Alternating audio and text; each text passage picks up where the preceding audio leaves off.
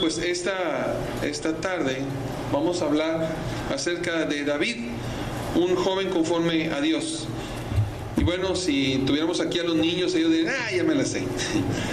Y también los grandes dirían, el hermano no viene y luego viene para hablarnos de David. Bueno, vamos a conocer cosas que cuando estaba estudiando acerca de esto, y aunque le doy gracias al Señor porque nací en un hogar cristiano y desde mi niñez he estado en un hogar cristiano, siempre encontramos cosas nuevas en la palabra y se disfruta mucho la palabra de Dios.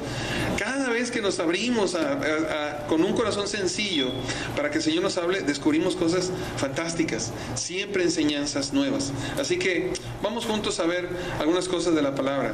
Y quisiera que viéramos un versículo, y este versículo creo que nos recuerda a lo que más se conoce de David y su lucha contra Goliat. ¿Me ayudan a leerlo juntos, por favor? Dice: tú vienes a mí con espada y lanza y jabalina, mas yo vengo a ti en el nombre de Jehová de los ejércitos, el Dios de los escuadrones de Israel, a quien tú has provocado. Primera de Samuel 17:45. Muy bien, solo un versículo para recordar algo acerca de este hombre llamado David. Muy bien, vamos a recordar un poco acerca de la historia.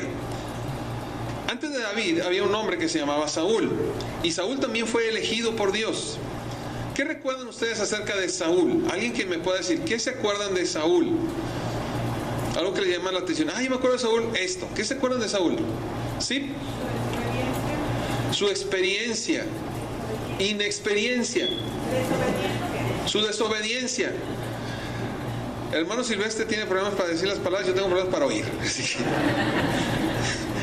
ahí nos hacemos, y luego si nos juntamos vamos a estar buenos, ¿verdad?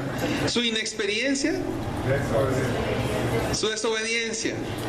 Era desobediente. ¿Ok? ¿Qué más recuerdan de Saúl? ¿Perdón? Era muy alto, era muy grande. Dice que entre todo, perdón, es que como tengo el abanico, no hay que apagarlo, está bien porque tengo calor, pero como tengo el abanico me soplan las orejas y oigo menos. Entre todos los israelitas, Saúl sobresalía. Era más alto que el promedio de la gente. Así que, ¿dónde está Saúl? Pues nomás párense y ya está Saúl. No había problema. Se entendía muy fácil quién era. ¿A qué más se acuerdan de Saúl? Sí. No reconocía sus pecados. Ok, muy bien. Fue desechado por Dios. ¿Qué más se acuerdan de Saúl? Sí. Era profeta. Ya me estaba mortificando. Dije, no, nomás acordamos de puras cosas malas. Pobre Saúl. Era profeta, muy bien. ¿Qué más? ¿Algo más? David lo respetaba mucho porque era elegido por Dios. Muy bien, que David respetaba a Saúl. David respetaba a Saúl. ¿Algo más? ¿Algo más? Muy bien.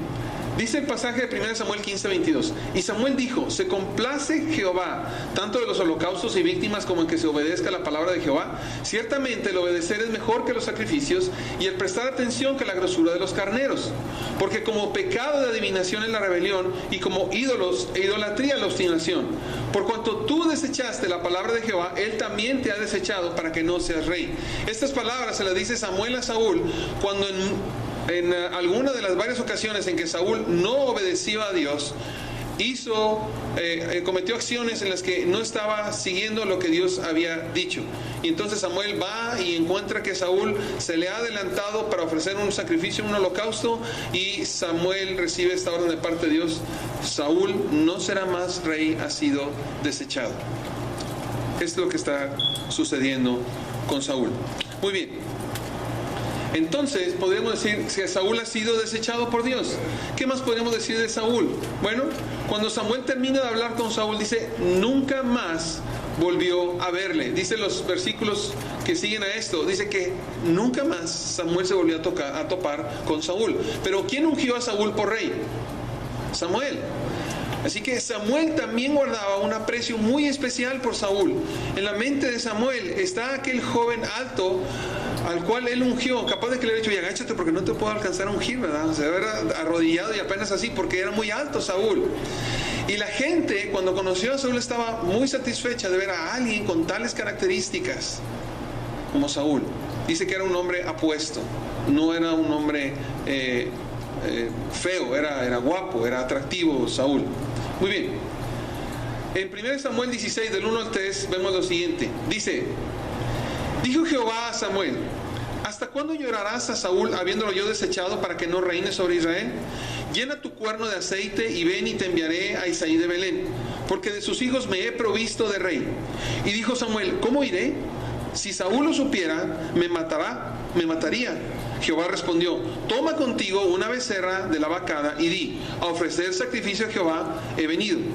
Y llama a Isaí al sacrificio, y yo te enseñaré lo que has de hacer, y me ungirás. ¿A quién? Al que yo te dijere. Entonces, ¿qué vemos en Samuel con respecto a Saúl? ¿Qué pasa con Samuel? ¿Qué hacía con Saúl? Lo lloraba. ¿Samuel apreciaba a Saúl? Sí, apreciaba a Saúl.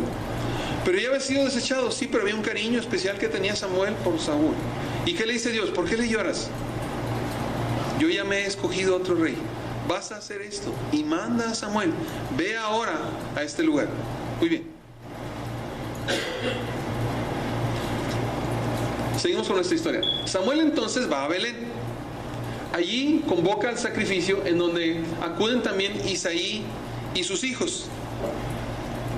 Dice el pasaje: y aconteció que cuando ellos vinieron, él vio a Eliab y dijo, de cierto delante de Jehová estás ungido. Y Jehová respondió a Samuel, no mires a su parecer ni a lo grande de su estatura, porque yo lo desecho. Porque Jehová no mira lo que mira el hombre, pues el hombre mira lo que está delante de sus ojos, pero Jehová mira el corazón. ¿Qué me pueden decir de lo que acabamos de leer? ¿Qué les llama la atención allí, en esos versículos? ¿Qué se ve?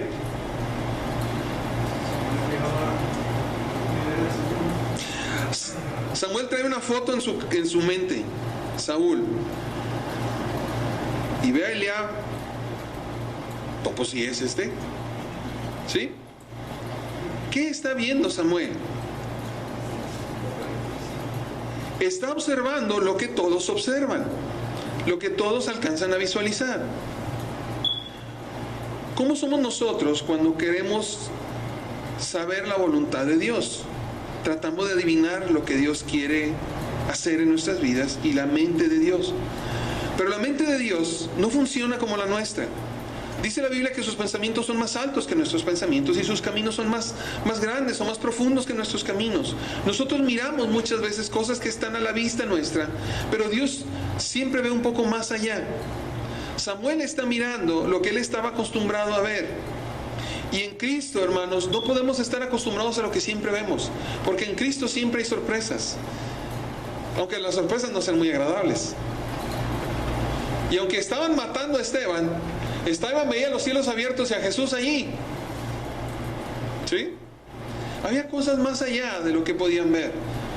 Y siguiendo con el ejemplo de Esteban pudo haber cerrado su boca y decir, me van a matar, mejor me quedo calladito y no digo nada.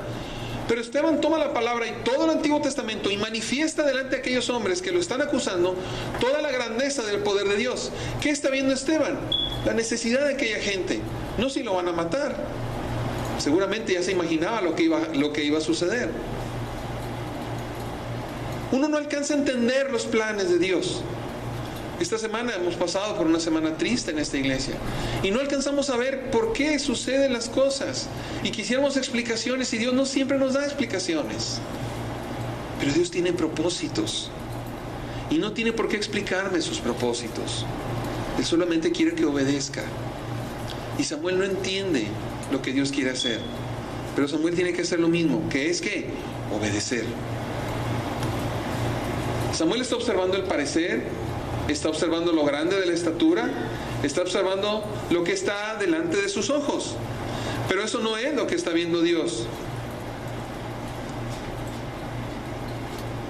Dice en Isaías 16:10, perdón, 1 Samuel 16:10, e hizo pasar Isaí 7 hijos suyos delante de Samuel, pero Samuel dijo a Isaí, Jehová no ha elegido a estos.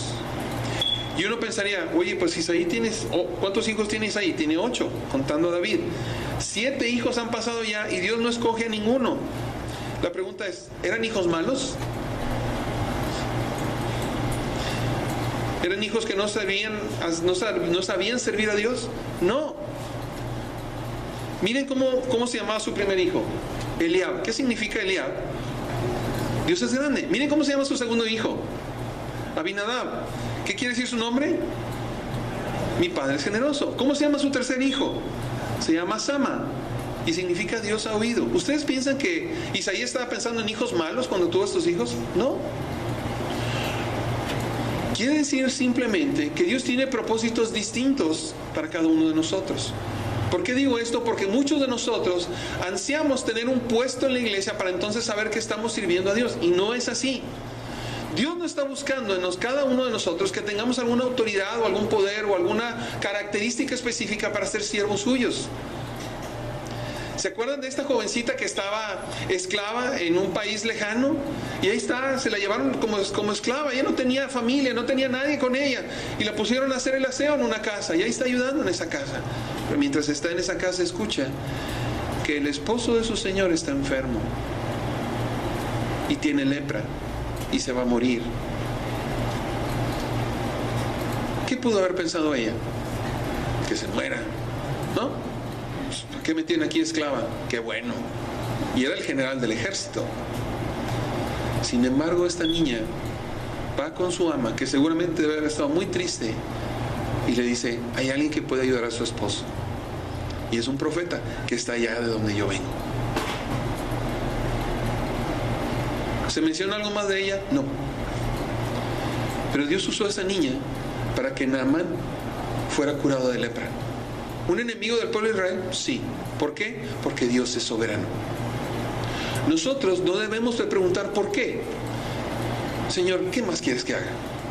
No entiendo qué está pasando, pero sí sé que soy tu siervo y que tú quieres que haga más cosas. No sé cómo funciona esto, pero lo voy a hacer.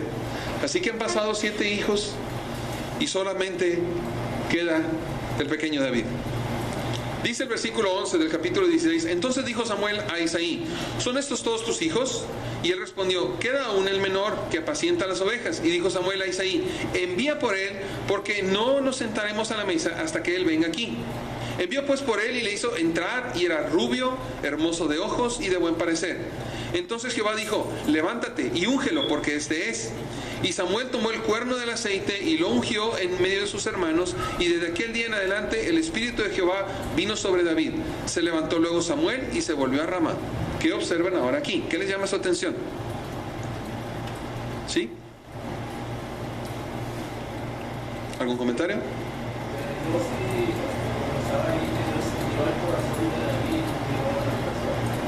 Dios miró el corazón de David, no miró su persona. Muy bien, gracias. ¿Alguien más? ¿Algún otro comentario? ¿Qué observan?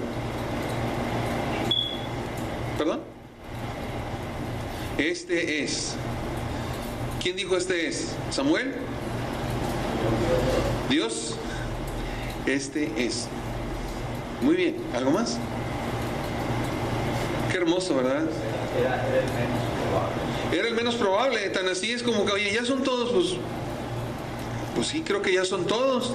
No falta ni uno. Me imagino a Samuel. No. Ah, sí, el de las chivas. ¿Dónde anda aquel? Pues allá anda. Pues tráiganselo. Mándenlo traer. Imagínense Samuel pensar que pasa uno y pasa otro y vamos al 5 y va al 6 y va al 7 y Dios no dice nada. ¿Y ahora qué voy a hacer? Pero Dios sabe lo que tiene que hacer. ¿Falta otro? Sí, falta uno. Tráiganlo, porque no nos vamos a sentar a comer si no viene. No, pues ahí tráiganselo. Tráiganlo, porque si no, no comemos. No, no dice eso, yo estoy diciendo eso. Pero dicen que no iban a sentarse a comer mientras no vinieran. Nadie está considerando que este joven pudiera representar a todo un pueblo como rey. Nadie está pensando eso. El que cuida allá las chivas, las ovejas, nadie se está imaginando eso de David. ¿Sí? Es alguien irrelevante para la sociedad. Sus actos, su vida parecen estar escondidos a los ojos de todos. Nadie puede estar pensando en David. Pero, ¿qué está viendo Dios? ¿Qué ve Dios? Lo que nadie ve. ¿Qué cree usted que Dios está viendo en su vida y en la mía? Lo que nadie ve, porque nadie puede ver nuestros corazones. Pero ¿qué dice la Escritura? Sobre toda cosa guardada, guarda tu corazón. ¿Por qué? Porque de él mana la vida Uno de mis hijos cuando estaba chiquito y repetía este versículo, no digo cuál, pero tengo 5, así que se puede esconder fácilmente. Decía, sobre toda cosa guardada, guarda tu corazón, porque de él manda la vida. Yo, pues sí, cierto, también manda la vida. Estas palabras respecto a lo que Dios está pensando de David van mucho más allá de lo que nosotros nos podemos imaginar, porque nosotros pensamos que nuestra vida nadie la ve. Pensamos que venimos a la reunión el domingo y llegamos a la casa y andamos batalla toda la semana, y ahí venimos todos cansados el domingo y ay Señor, luego nadie me saluda, y pues hacen sus reuniones y se juntan sus grupitos y a mí ni me hacen caso. Dios te está viendo. Y Dios no va a mandar un rayo a partir de los demás hermanos que no te saludaron. No, Dios te está viendo a ti. Y te quiere bendecir a ti. Él quiere hacer algo con tu vida, independientemente de lo que esté pasando con los demás. No pienses que Dios no tiene un proyecto para ti. No pienses que estás olvidado de Dios. Dios tiene un plan para ti. Hermano, pero nunca me han hablado. No, pues a Moisés le hablaron hasta que tenía 80 años. Y a los 80 le dijo Dios, ve y saca a mi pueblo de Egipto. Dijo Moisés, ¿Yo? Sí, tú. No puedo. Sí puedes, ¿cómo que no? Es que soy tartamudo. Llévate a tu hermano y ve. Nunca le dijo que no. Nunca dijo Dios, sí, cierto, es tartamudo, no lo voy a mandar. No. ¿Verdad? ¿Qué dijo? No puedes, llévate a tu hermano, pero de que vas. Dios siempre tiene planes para nosotros. Son proyectos eternos. Aquí el hermano que está dirigiendo me dice, Juan Carlos me habló cuando todavía ni se casaba. ¿Habrá proyectos de vida? Sí hay proyectos de vida. Y aquí están los frutos de un proyecto de vida. ¿Por qué? Porque no es del que quiere ni del que puede, sino el que Dios tiene misericordia. Él llama, Él toma para distintas cosas. Y hay muchos ejemplos en la historia de la humanidad que nos dicen lo mismo. Dice una frase en los versículos anteriores, dijo Dios, ven y te enviaré a Isaí de Belén, porque de sus hijos me he provisto rey. Pregunta, para cuando Samuel está yendo a hablar con Isaí y buscar entre sus hijos, ¿quién ya sabía quién iba a ser el rey? ¿Lo escogió Samuel? ¿Lo ungió Samuel? Desde antes, cuando Saúl está haciendo sus locuras, le dice Dios a Samuel, yo ya me escogí un rey. ¿Qué les quiero decir con eso, hermanos? Que Dios ya te ha escogido. Dios ya nos ha escogido. No importa lo que los demás no alcancen a ver. No importa si tienes una participación o no tienes una participación en la iglesia. Eso no es importante. Es importante lo que Dios ha puesto en su libro de la vida respecto de ti. Y Dios ha puesto que te ama y que te quiere y que te está buscando y que busca para ti cosas mucho más abundantes de las que te has imaginado hasta hoy. ¿Quién había elegido a Samuel? Dios. ¿Quién observaba a David cuando no era nadie prominente o nombrado? Dios. Su vida parecería estar inadvertida a los demás, pero no para Dios. Hermanos, para Dios no hay nada que esté oculto, ni nadie que no se esconda de Él, sino que lo necio escogió Dios para avergonzar a los sabios, y lo débil del mundo escogió Dios para avergonzar a lo fuerte, y lo vil del mundo y lo menospreciado escogió Dios, y lo que no es, para deshacer lo que es, a fin de que nadie se jacte en su presencia. Eso es lo que ha hecho Dios. Ahora, veamos por un momento lo que está sucediendo en una vida alejada de Dios. Vamos a ver el pasaje. Dice el capítulo 16, versículos 14 al 17. El espíritu de Jehová se apartó de Saúl, y le atormentaba un espíritu malo de parte de Jehová. Y los criados de Saúl le dijeron, he aquí ahora un espíritu malo de parte de Dios te atormenta. Diga pues nuestro Señor a tus siervos que están delante de ti, que busquen a alguno que sepa tocar el arpa, para que cuando esté sobre ti el espíritu malo de parte de Dios, él toque con su mano y tengas alivio. Y Saúl respondió a sus criados, buscadme pues ahora alguno que toque bien y traédmelo. Esta es una parte triste de la historia. Tan bajo había caído Saúl que Dios había permitido que un espíritu malo le atormentara. No vamos a profundizar en esta parte, pero es muy triste la situación de Saúl.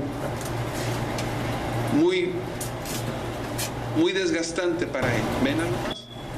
¿Alguien quisiera compartir algo? ¿Qué ven?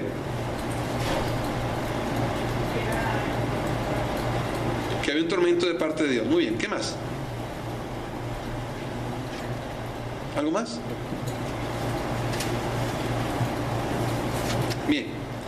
¿Qué efectos están pasando en la vida de alguien que no está cerca de Dios?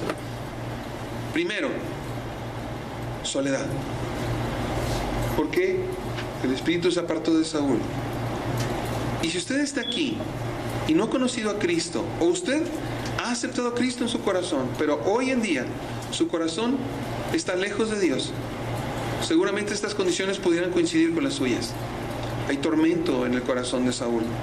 También hay un mal testimonio, porque todos sus siervos sabían que había algo malo que se apoderaba de él y no tenía control. También era un hombre necesitado, porque no sabía qué hacer con su vida. Y están buscando posibles soluciones humanas, porque Dios ya no está allí. Invariablemente una vida alejada de Dios produce tristeza y falta de paz, inquietud y desasosiego. Cualquiera que esté lejos de Dios, esta es su condición. No es fácil estar lejos de Dios y llevar la vida. No se puede. No se puede. Y yo le digo, usted ha venido a Cristo y hoy se considera lejos de Dios. No luche, dése por vencido, porque vivir una vida así no es vida. Esa no es vida. Y Saúl está viviendo. Está siendo atormentado por sus propios pecados y no puede vivir una vida abundante en el Señor. Lo único que alcanza a ver es alguien que me pueda ayudar. A ver quién puede ayudarme. Dice una cita en Juan 5:38: ni tenéis su palabra morando en vosotros, porque quien Él envió vosotros no creéis. Escudriñad las Escrituras, porque a vosotros os parece que en ellas tenéis la vida eterna, y ellas son las que dan testimonio de mí, dijo Jesús. ¿Y qué dice al final? Y no queréis venir a mí para que tengáis vida. Muchos de nosotros, estando sin Cristo, pensamos que teníamos vida. Pero cuando se manifiesta nuestra realidad de pecado y somos conscientes de ello, entonces nos damos cuenta que no tenemos vida. No hay vida fuera de Jesús. No hay vida fuera de Él. Y esto es lo que está experimentando este rey. ¿Cómo es, por el contrario, una vida que está cerca de Dios? ¿Qué testimonio genera alguien que está sirviendo a Dios fielmente? Si seguimos la cita, dice el versículo 18: entonces uno de los criados respondió diciendo: he aquí yo he visto a un hijo de Isaí de Belén, que sabe tocar, y es valiente, y vigoroso, y hombre de guerra, prudente en sus palabras, y hermoso, y Jehová está con él. Y Saúl envió mensajeros a Isaí diciendo: envíame a David tu hijo, el que está con las ovejas. Y tomó Isaí un asno cargado de pan y una vasija de vino y un cabrito, y lo envió a Saúl por medio de David su hijo. Muy bien, ahora díganme, ¿qué opinan? Hay un testimonio de David. ¿Qué más ven? David está cerca de Dios. ¿Qué más ven? Es valiente. ¿Qué más? Humildad. Muy bien. ¿Qué más? ¿Mande? Prudente. Ok. ¿Qué más? Hombre de guerra. Sin temor. ¿Qué más ven? Que Dios está con él. A ver, pero espérame. ¿En dónde está David?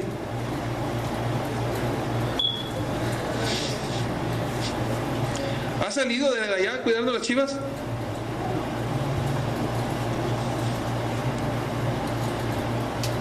Cuando estamos sirviendo a Dios, no tienes que estar al frente. Dios sabe lo que estás haciendo. Y Él se encarga de que tu testimonio sea firme. No dependo de lo que los demás vean. Depende de que Dios me vea y que vea que estoy comprometido con Él. Señor, tú me has salvado, mi compromiso es contigo. No importa que nadie se entere, mi compromiso es contigo. A ti te amo y te voy a servir. ¿Hasta dónde llegó el testimonio de David? Hasta el palacio real. Y él sigue cuidando chivas, pero allá está. Un testimonio firme de un hombre fiel. Bueno, vamos a ver algunas cosas aquí. A ver, dijimos que David tiene un buen testimonio. También sabe tocar. No se preocupen los que no sepan tocar más que la puerta, porque algunos no se nos da. Pero tenía un talento, ¿sí? Algunos saben tocar, otros saben hablar, otros saben hacer manualidades, otros saben arreglar conexiones que no funcionan. Todos tienen alguna habilidad para algo. En la iglesia de mis papás, por muchos años, sirvió una hermana, era la hermana Panchita, y ella tenía un pequeño cuarto con su familia y vivía ahí en la parte de atrás de la iglesia. Y ella era, junto con su familia, los encargados de guardar el templo y de cuidarlo. Y por muchos años ellos hacían el aseo de la iglesia. Y nos dimos cuenta de su terrible ausencia cuando ellos se cambiaron de ciudad. Y entonces nos dimos cuenta que la iglesia permanecía limpia gracias a ellos, y pintada, y guardada, cuidada, siempre a tiempo, siempre acomodado. Jamás escuchamos de ella alguna otra palabra más prominente que verla barrer y trapear. Pero su trabajo era tan importante, tan necesario, que cuando ella no estuvo, la extrañamos mucho. No importa lo que hagas, con mucho o con poco sea, el Señor te está viendo, y para Él es muy importante tu vida, muy valiosa, tan valiosa como la del rey. Así que David sabía tocar, también era valiente. ¿Qué más dice que era? Era vigoroso. ¿Qué más? Era un hombre de guerra, era prudente en sus palabras. ¿Cuántos prudentes de palabras habemos aquí? ¿Qué corre más rápido en nosotros? ¿Nuestra mente o nuestra boca?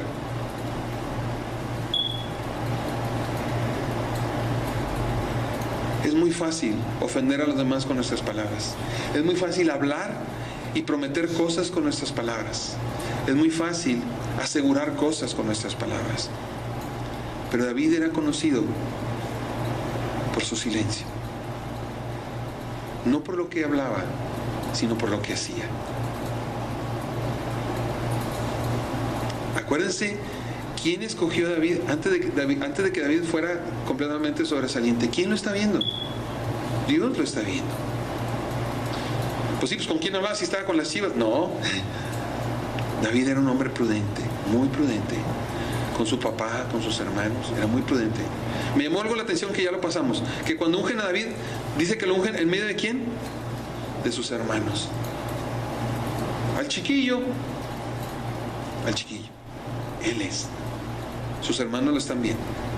Y otra cosa que me llama la atención es que, por lo que vemos aquí, cuando David es ungido, ¿se fue al palacio?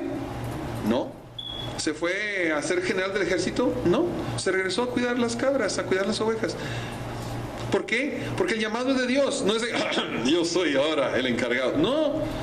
O sea, es Dios el que se está haciendo cargo de él. David no tiene que hacer nada por sí mismo. Es Dios el que está a cargo de su vida. Era hermoso.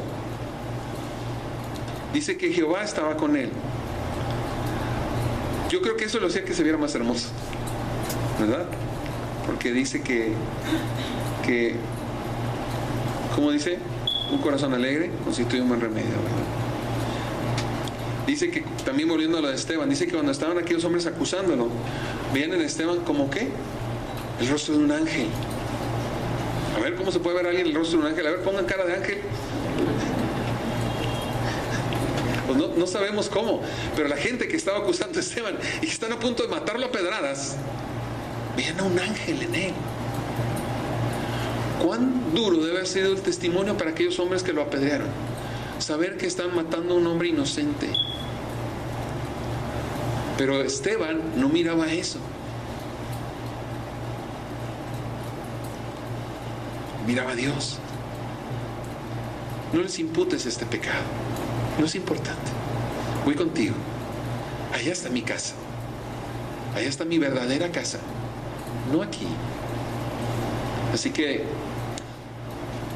sus actos, hasta este momento David sigue siendo solo un pastor de ovejas, pero sus actos hablan por él. Hay un versículo que quisiera comentarles. Dice este versículo: aún el muchacho es conocido por sus palabras si su conducta fuera limpia y recta. Amén. No porque dice así. No dice eso. La Biblia dice, el hombre o el joven es conocido ¿por qué? Por sus palabras, por sus hechos. ¿Qué habla más de nosotros? Joven, señorita, ¿qué habla más de ti? ¿Lo que dices o lo que haces? David hablaba en sus hechos, lo dice en Proverbios. No hablaban sus palabras, hablaban sus hechos. Las acciones, las actitudes, la disposición de él. Una cosa más. Dice Y tomó Isaí un asno cargado de pan y una vasija de vino y un cabrito, y lo envió a Saúl por medio de David su hijo. Pregunta: ¿quién está enseñando a David a respetar a sus autoridades? Su papá. Yo no había visto esto. Pero ¿qué, Saúl no ha sido desechado ya? ¿Habría perdido el respeto del pueblo? Seguramente que sí. ¿No se habría dado cuenta algunas personas de que David ya había sido ungido como rey? Y entre ellos, ¿quién ya lo sabía? Su papá. ¿Y qué está haciendo su papá? Lo manda con un presente para honrar ¿a quién? Al rey.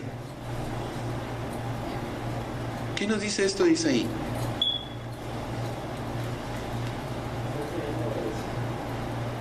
Amén. Papá, mamá, pensamos que no hemos hecho nada en este mundo. A lo mejor tú fuiste la primera generación que vino a esta iglesia o a Cristo. Y tú estás batallando con los niños que ahí vas y nomás no avanzan, y a veces se obedecen y no obedecen y no se aprenden los versículos. No te canses, no te canses. Hermano, es que yo no he hecho nada. Tienes ahí tus hijos, ellos van a hacer mucho más. Ni siquiera sabes qué es lo que estás creando. Dios está haciendo grandes obras, pero te está usando a ti con un ministerio especial, con tu hija, con tu hijo. Nadie puede llegar hasta su corazón, pero tú sí. No lo pierdas. No te pierdas esa oportunidad. Isaí pudo haber dicho: ese rey, el que hizo esto y esto otro, y ahí te va a mandar, mijito, pues cuídate, porque sabrá Dios cómo. ¿Le dice eso? No. Mira, hijo, llévele este presente al rey, mijo. Lléveselo, de parte nuestra. Qué hermoso es poner a Dios como juez.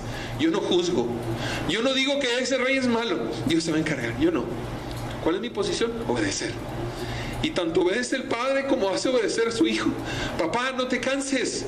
Mamá, no te canses. Irá andando y llorando el que lleva la preciosa semilla, mas volverá a venir con regocijo trayendo sus gavillas. Echa tu pan sobre las aguas, que después de muchos días lo hallarás. No te canses. Haz lo que te corresponde hacer. Isaí lo hizo.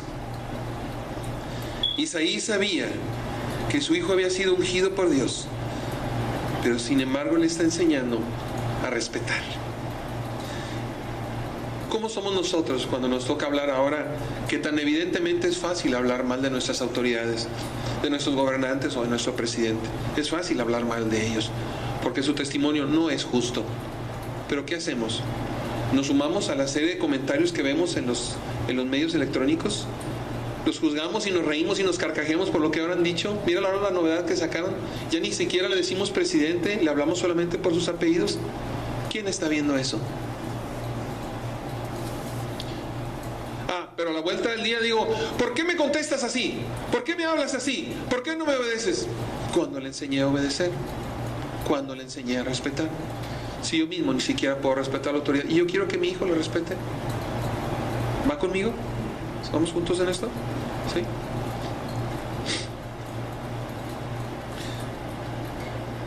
Dice: a lo largo de toda su vida, David siempre respetó a Saúl como el ungido de Jehová. ¿Sí? ¿Recuerdan esto? ¿Alguna vez David alzó su mano contra Saúl? ¿Cuántas veces tuvo la oportunidad de matarlo? Al menos 2. Y nunca le hizo nada. Líbreme Dios de alzar mi mano contra Saúl. ¿Qué hizo contra aquellos que se atrevieron a traerle a David las cosas de Saúl? No, pues yo me di cuenta. ¿Y qué les hizo? Los mató.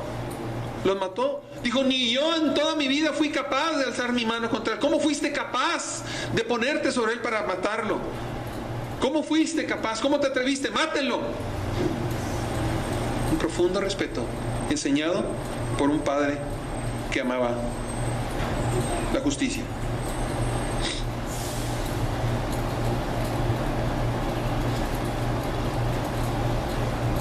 ¿Y qué efecto generó esto en Saúl?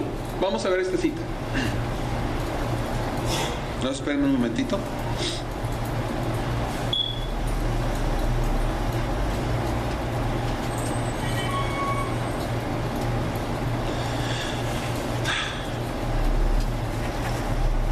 Muy bien.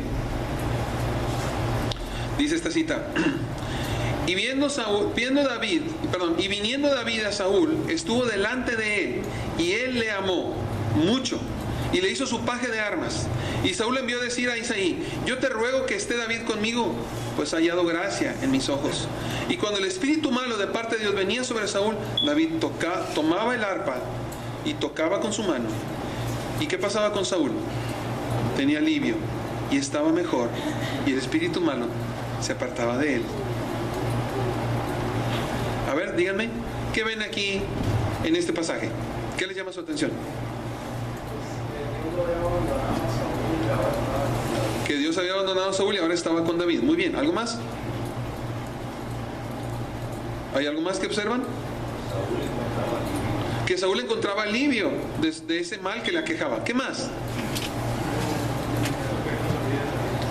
Hubo un efecto inmediato en la vida de David sobre Saúl. Muy bien, ¿algo más? Que le amó. Muy bien, vamos a ver algunas cosas. ¿Qué pasó con David? ¿Cuál fue el efecto que generó en Saúl? Que estuvo delante de él. Ahí estaba. Pero Saúl era malo, sí, pero David era bueno, y ahí estaba delante de él. No se pregunte por qué está en ese trabajo en donde todos son sus enemigos y donde todos le hablan feo y nadie le hace caso y le esconden el lonche y se toman su coca y le meten el pie y le roban el lápiz. Y Dios permite que estemos ahí. ¿Para qué? Para testimonio de Dios. Y Dios permitió que David estuviera delante de Saúl. Así que a veces nosotros somos muy quejumbrosos. Ay, Señor, pues yo quiero hacer tu voluntad. Pues te estoy poniendo. No, pero ahí no. O sea, yo quiero que se haga mi voluntad sobre la voluntad de Dios, o quiero que Dios haga su voluntad a pesar de mí. Él va a hacer su voluntad. A veces no me gusta, pero Dios quiere que sea así. Y Dios puso a David allí delante de Saúl. Ahí estaba. Y no crean que era fácil estar delante de Saúl, porque cuando se le metía el coraje, lo quería clavar contra la pared. Y lo intentó. Yo creo que David tocaba y no miraba las notas, miraba a Saúl. No voy a hacer que se le antoje otra vez. No lo sé, pero ahí estaba con él. ¿Qué dice de David? ¿Qué más dice de David? Le amó mucho. ¿Puede alguien incrédulo amar a un creyente? O sea, tener aprecio por él. Sí, sí. Si no, yo sé que aquí hay muchos que tienen trabajos y sus jefes que son incrédulos los tratarán con la punta del pie, pero cuando tiene un problema, o sus compañeros, ¿con quién vienen? Con usted. ¿Por qué? Porque saben que en usted pueden encontrar un buen amigo, alguien de confianza. ¿Es así? ¿Es parte del proyecto de Dios? Sí, claro. Claro que es proyecto de Dios. Entonces no se canse, no se desespere, porque aunque usted no está viendo nada, Dios sí está viendo, y Él es soberano. Y su soberanía hace que usted pase por lo que sea. Por lo que sea, no importa. ¿Por qué? Porque Él tiene un plan. No importa que tú no lo sepas, Él lo tiene. Jesús le dijo: ay, Pedro, Satanás me ha pedido tu vida para zarandearte como si fueras trigo, pero yo he rogado que tu fe no falte. No, Señor, ¿cómo crees? Yo jamás. Ya veremos. Pero nos pasó mucho tiempo y Pedro maldijo haber conocido a Jesús y lloró amargamente. Y Jesús le dijo: estás desechado para siempre. No. Cuando se abrió la tumba, fueron y dijeron a las mujeres: ya no está. ¿Cómo que no está? Que se arranca corriendo, ¿verdad? Y fue y entró y vio los lienzos puestos y vio que no estaban ahí. Jesús ya no está. Y Jesús después va y se acerca con él y le dice: ¿me amas? Nunca le dijo: nunca más quiero verte. Le dijo: ¿me amas? Señor, tú sabes que te amo. ¿Me amas? Tú sabes, Señor. ¿Me amas? Ahorita tú te ciñes, pero otro te va a ceñir después. Nunca lo desechó. Cumplió su propósito en él. Y Dios quiere cumplir su propósito en ti y en mí. No importa lo que suceda en medio, porque Él es soberano, pero te ama y me ama. Y repito, si hay alguien aquí que no tiene a Jesús, no sabes de lo que te estás perdiendo. Porque vivir bajo el proyecto de Dios trae vida eterna. no importa lo que pase aquí. Y trae propósito para la eternidad y objetivos. Bueno, total que le ama mucho y le hizo su paje de armas. No era cualquier persona. El paje de armas era el que andaba junto con él para todos lados. ¿Se acuerdan cuando se enfrenta a Goliat? Goliat tenía un paje de armas, el que le cargaba la lanza, que apenas podía porque pesaba mucho. Ese era el paje de armas, el que andaba al lado del que está peleando. Entonces toda la gente veía y dice: ¡oh, ahí está el rey! Y el paje de armas, ¿sí? Pásame la espada, ten el escudo, pásame la jabalina, pásame otra flecha. Ese es el paje de armas, ¿sí? No era el rey, pero estaba a un lado del rey. ¿Qué hace el Señor? Nos va poniendo en el lugar correcto. ¿Cuándo? En su tiempo. Lo mantuvo a su lado. Le dijo a Isaí: te ruego que esté David conmigo, pues ha hallado gracia en mis ojos. Qué padre es hallar gracia ante los ojos de los demás. Dice que había hallado gracia ante los ojos. ¿Qué será eso de hallar gracia ante los ojos de los otros? ¿Cómo qué les suena? ¿Que les cae bien? ¿Qué más? ¿Que es muy gracioso? No, no era gracioso. Era agradable estar con él. Oye, qué bien es estar con este muchacho. Yo no sé si le aconsejaba cosas, le diría cosas, pero no te lo lleves, déjamelo. ¿Cómo ven, jóvenes? Tendrán, bueno, ya no soy joven, pero bueno, también como adultos, tendremos un carácter así que digan: oye, quédate, échate un cafecito conmigo, vamos a platicar. O dirán: ay, qué bueno que ya se fue, si no lo aguanto. Ya, por fin colgó, porque de veras nomás me quita tiempo. Aguas, porque algunos creemos con mucha gracia y nada, que somos odiosos. Es una manera de ser que fastidiamos a los demás. Tengan cuidado. Me sorprende pensar. ¿Alguien se ha puesto a pensar en esto? Yo no lo había visto hasta hace poco, que vi presentaron una obra acerca del libro de Marcos. Y entonces entendí, porque cuando presentaban la obra, presentaban cómo Judas estuvo con el Señor Jesucristo, aún hasta después de que tomaron la cena. Y entonces salió. Todo ese tiempo Jesús estuvo tolerando la vida de Judas. Sí. Wow. Ahí estuvo con ellos. Y los mandó de 2 en 2, y fueron, hicieron milagros, y vieron los panes multiplicados, y recogió cestas junto con los demás discípulos. Ese es Jesús. Soberano y poderoso, sabio y entendido, y sabe qué hay en tu corazón y en el mío. La ventaja, que Cristo ya murió por tus pecados y los míos, y hoy tienes la oportunidad de acercarte a Él. No es hacer como Judas, que estando tan cerca terminó ahorcándose, porque no supo qué hacer con su vida. ¿No sabes qué hacer con tu vida? Ríndete a Jesús. Ríndete. ¿Estás viviendo una vida como creyente mediocre, de media tabla para abajo? Ríndete. No dejes que Satanás gane la batalla de tu vida. No lo dejemos. Como yo aquí no veo el reloj, me charolea el foco y yo no tengo fin. Así que no se crean, ya espero terminar unos 15 minutos. Sí, ¿verdad? 15 minutos. Me dieron a las 12:30, 1:30 termino. ¿Está bien? ¿Ya se cansaron? ¿No? Si no, los voy a parar y luego los voy a sentar. ¿No se han cansado? ¿Se quieren poner de pie un ratito, un momentito? ¿No? Bueno, ok, le seguimos entonces. Ok, dice que David tocaba el arpa. ¿Y qué pasaba con Saúl? Hallaba alivio. Qué hermoso, ¿verdad? Dice un proverbio: la palabra dicha como conviene, qué buena es. La palabra dicha como conviene, qué buena es. Hermanos, hay que dar palabras apropiadas. ¿Y qué pasaba con Saúl? Estaba mejor. Y el espíritu malo se apartaba de él. Y yo le pregunto: ¿qué testimonio ven los demás en mí? ¿Qué testimonio ven en usted? ¿Será un testimonio más o menos como este? ¿Nos gusta lo que los demás ven de nosotros? ¿O ya sabemos que somos de sangre bien pesada y que nadie nos aguanta? ¿Somos agradables a los demás? La gente se siente contenta y dice: oye, ¿qué te pasó? Antes eras muy así, ahora ya no, ahora estás muy tranquilo. Y puedes hablar con libertad de Jesús, o te da pena porque nomás no hay diferencia. Vino Cristo en nuestro corazón y a lo mejor pues ha entrado a muchas partes, pero mi carácter no. Y sigo siendo el mismo Edgar corajudo de siempre, y nadie me puede decir: no le digas, porque está grandote y pega. No es así. Y si ven algo bueno en mí, ¿de dónde viene? Bien, debe venir de Dios. No debe venir de mí, porque es su Espíritu morando en mí. Muy bien.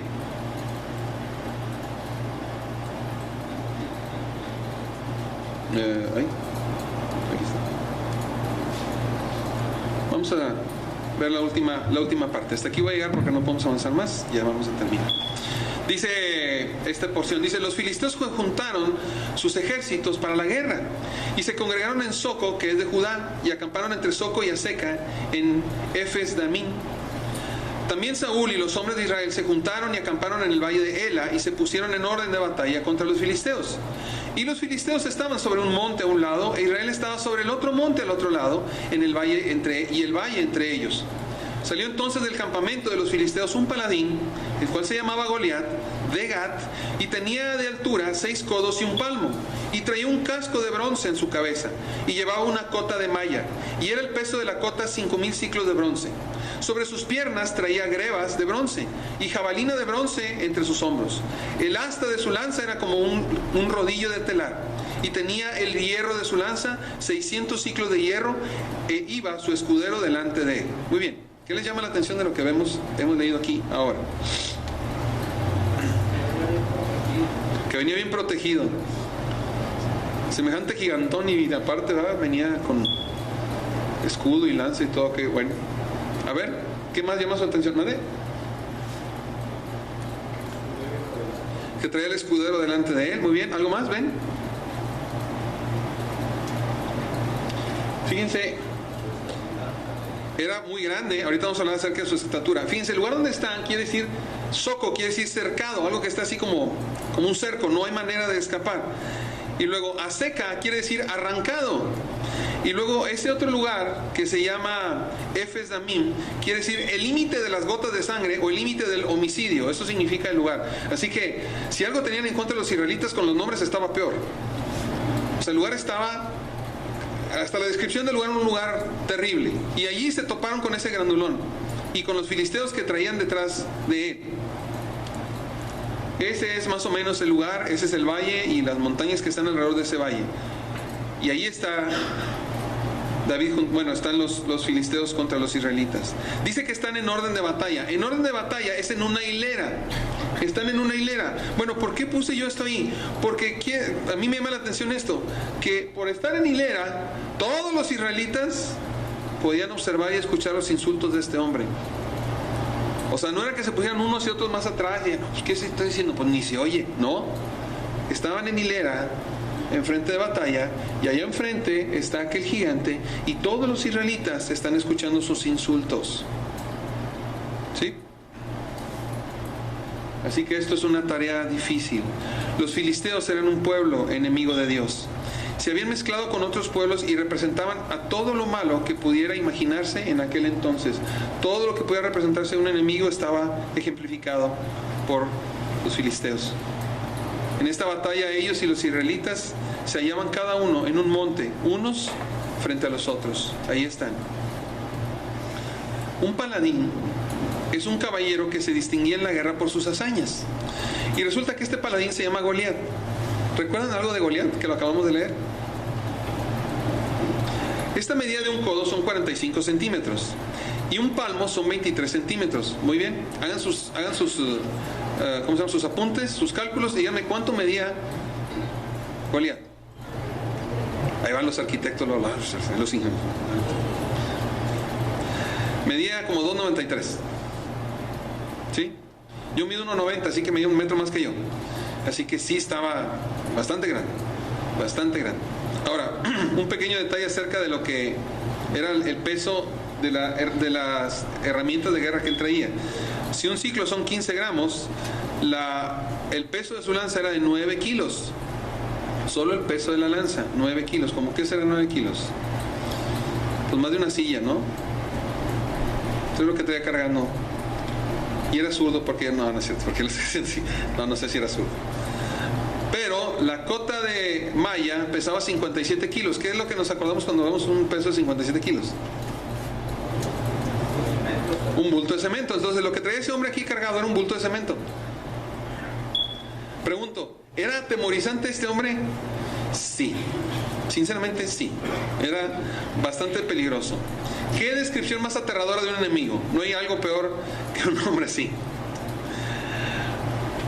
Pero dice, y se paró y dio voces a los escuadrones de Israel, diciéndoles: ¿para qué os habéis puesto en orden de batalla? ¿No soy yo el filisteo y vosotros los siervos de Saúl? Escoged entre vosotros un hombre que venga contra mí. Si él pudiere pelear conmigo y me venciere, nosotros seremos vuestros siervos. Y si yo pudiere más que él lo venciere, vosotros seréis nuestros siervos y nos serviréis. Y añadió el filisteo: y hoy yo he desafiado al campamento de Israel. Dame un hombre que pelee conmigo. Y oyendo Saúl todo Israel estas palabras del filisteo, se turbaron. ¿Y qué? Y tuvieron gran miedo. David era el hijo de aquel hombre efrateo de Belén de Judá, cuyo nombre era Isaí, el cual tenía 8 hijos. Y en el tiempo de Saúl este hombre era viejo y de gran edad entre los hombres. Y los 3 hijos mayores de Isaí habían ido para seguir a Saúl a la guerra. Y los nombres de sus 3 hijos que habían ido a la guerra eran Eliab, el primogénito; el segundo Abinadab; el tercero Sama. Y David era el menor. Siguieron pues los 3 mayores a Saúl. Pero David había ido y vuelto y dejado a Saúl para apacentar las ovejas de su padre en Belén. Varias cosas aquí. Dice que este enemigo se paró y dio voces contra los escuadrones de Israel. ¿Qué hacen nuestros enemigos? Te gritan al oído: te voy a matar, no vas a poder seguir, voy a acabar con tu vida. ¿Sí? No puedes conmigo. Eso gritan nuestros enemigos todo el tiempo contra nosotros. Dice: ¿para qué te pones en ondas de batalla? Yo soy el filisteo y ustedes son siervos de Saúl. Escojan a un hombre que venga contra mí. ¿A quién iban a escoger? A nadie. ¿Qué hace los enemigos? ¿Para qué luchas? ¿Qué caso tiene? Ya no sigas. Y añadió el filisteo: hoy yo he desafiado al campamento de Israel. Dame un hombre que pelee conmigo. Y oyendo Saúl y todo Israel estas palabras del filisteo, se turbaron y tuvieron gran miedo. El efecto del desafío del maligno siempre es temor. Así que muchas veces durante nuestras vidas vamos a escuchar estas palabras: tú no puedes seguir, ¿para qué te juntas con esa gente? ¿Por qué no te regresas? ¿Qué caso tiene? Todos los días, acostúmbrese, porque eso no va a cambiar. Todos los días vas a estar escuchando: no tiene caso que sigas el cristianismo, no tiene sentido que sigas a Jesús, ni siquiera lo conoces. ¿Quién te dijo si esto no es un invento y es una fábula? Todos los días, porque dice la palabra que el enemigo de nuestras almas día y noche está acusándonos. No te preocupes, es normal. Dios lo permite, no pasa nada. ¿Estás perdiendo tu tiempo? No, no estás perdiendo tu tiempo. Dios sabe lo que está pasando. Muy bien. Pero miren estas preciosas palabras. Dice: y en el tiempo de Saúl, este hombre, ¿cómo era? Viejo y de gran edad entre los hombres. Entonces ahora, en esta lucha, ¿qué características tiene Isaí? Ya es un anciano. Y sus hijos han ido a pelear con el rey. Pero aquí vemos a un padre anciano, pero fiel a su trabajo. ¿Qué dijimos que hizo Isaí con David? ¿No lo mandó con Saúl? Lo mandó con Saúl. ¿Qué están haciendo los 3 hijos mayores de Isaí? ¿Dónde están? Peleando en la batalla al lado de Saúl. Y esos hombres con nombres preciosos, ahí están. Y dice que David era el menor. Dice: pero David había ido y vuelto y dejado a Saúl. ¿Qué nos dice esto de David? Que David había sido instruido responsablemente por su papá. Y cada uno de sus hijos, desde el mayor hasta el menor, eran obedientes y serviciales. Hermanos, ¿qué podemos aprender de David y de su familia? Que habían hecho el trabajo correcto de sus padres, que David había recibido una enseñanza correcta de su papá y su mamá. Seguramente que sí. Que el efecto de la vida que llevaba David sobre la gente que estaba a su alrededor era positivo. Sí. Hasta este momento, ¿vemos a David como rey? No, es un siervo. ¿Qué necesitamos usted y yo para hacer el trabajo que nos corresponde hacer hoy? ¿Qué nos falta? Nada. hay que hacer nuestro trabajo en nuestra casa, con nuestros hijos, como padres, como siervos. ¿Por qué? Porque hay un Dios que es soberano y que tiene un propósito. Que yo no lo vea, no importa. Él lo sabe. Y Él se va a encargar de usted y de mí, solo para su gloria. Vamos a orar. Gracias, Señor, por esta tarde. Y gracias por su palabra. Ayúdenos a comprender que se pueden hacer las cosas correctamente. Que se puede vivir una vida santa, limpia, que se puede hacer las cosas conforme a su voluntad. No importa que no vea, no importa que no entienda, no importa que sea una amenaza sobre mi vida. Eso no tiene nada que ver. Mientras esté consciente de que estoy cumpliendo su palabra y su proyecto de vida para mí, Señor, que esté tranquilo de hacer lo correcto. Difícil mi vida si es como Saúl, en que esté yo siendo rebelde, sin paz, temeroso, haciendo mi propia voluntad, sin encontrar sosiego para mi vida. Si esa es tu condición, yo te invito hoy a que te rindas a Jesús, porque Él ha venido para cumplir todo lo que había sido escrito respecto a Él y respecto a los profetas con respecto a Él, para hacer una realidad en ti, de que ya no vivas sujeto a tus pasiones, sino sujeto a la voluntad de su Santo Espíritu, el cual quiere dominar tu vida y la mía. Ríndete a Jesús, porque Él quiere hacer de tu vida una vida de ejemplo y una vida útil, pero para ello necesito rendir mi voluntad. Así que, como si Dios rogase por medio de nosotros, os rogamos en el nombre de Cristo, reconcíliate con Dios. Señor, traiga palabras de paz a nuestros corazones y que podamos aprender del ejemplo de lo que su Espíritu Santo puede hacer en un muchacho que, a pesar de no ser nadie, era ejemplo de una vida fructífera sujeta a Dios. Ayúdenos como padres, como madres, como hijos, a tomar el trabajo que nos corresponde y no olvidar que aquí no cosechamos en el cielo. Quizá nos toque ver algo en esta tierra de lo que hagamos, pero Señor, ¿cuántos de nosotros tenemos entre nuestras manos, en nuestras familias, hijos valerosos, poderosos que usted puede usar, y nosotros perdemos el tiempo en tonterías, en niñerías, en truanerías, en necedades, en egoísmos, porque me considero yo más importante que cualquier otra persona y quiero pensar que necesito relucir delante de los demás para entonces ser importante? Señor, ayúdame a hacer un trabajo fino y pequeño, minucioso y cuidadoso ahí en mi casa, con los que están a mi alcance, para la gloria suya, Señor, en el nombre de Cristo. Amén. Gracias por su atención. Dios los bendiga.